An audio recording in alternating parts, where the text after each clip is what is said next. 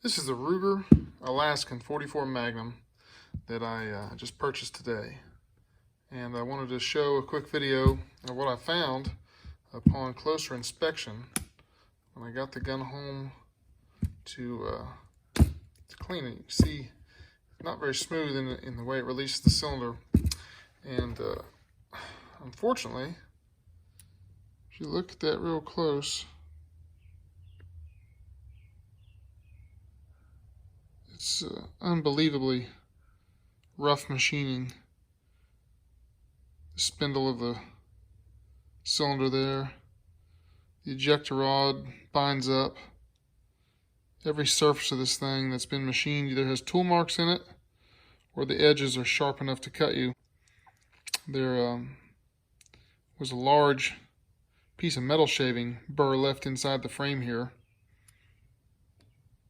The edge of the barrel is as sharp as a knife edge on the outside.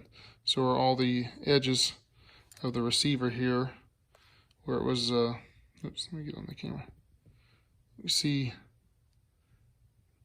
tool marks and chatter and everything.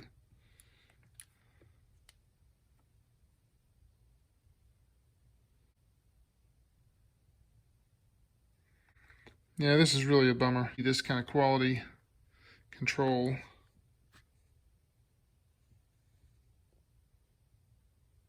Coming out of Ruger these days.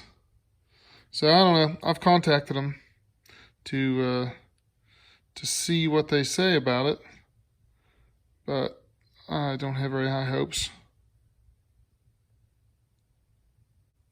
Let's see.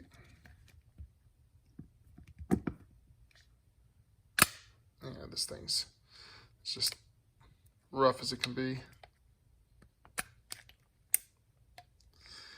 Oh well, that's that.